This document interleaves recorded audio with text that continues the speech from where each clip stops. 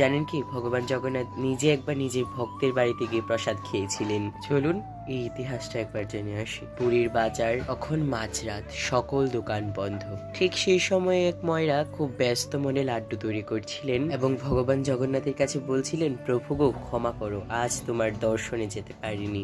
ঠিক সেই সময় তার কাছে এক কৃষ্ণ বর্ণের ছোট নাবালক এবং সে নাবালক এসে তখন ওই ময়রার কাছে মিষ্টি খেতে চায়। তখন ওই ময়রা সেই কৃষ্ণ বর্ণের ছেলেটাকে একটা লাড্ডু খেতে দেয় এবং তার মূল্যে সে তার হাতের এক চুড়ি তাকে দিতে চায়। কিন্তু সে ময়রা প্রথমে তা নিতে না চাইলেও পরবর্তীতে তার চুড়িতে তার নেয় এবং পরে প্রাণ ভরে সে সেই লাড্ডুটা খায়। পরদিন সকালে যখন পূজারীরা ভগবান জগন্নাথের পুজো করতে যায়, ঠিক তখন তারা দেখতে পারে ভগবান জগন্নাথের হাতে একটি চুড়ি নেই। এই খবর চারপাশে আস্তে আস্তে ছড়িয়ে পড়তে থাকে এবং তখন সে ময়রার বুক ভক্তিতে ভরে ওঠে এবং সে ভগবান জগন্নাথের প্রতি অত্যন্ত কৃতজ্ঞতা জানায়। তাই বলা যায় ভক্তির ভগবান শ্রীকৃষ্ণ। এরকম তথ্য পেতে সাবস্ক্রাইব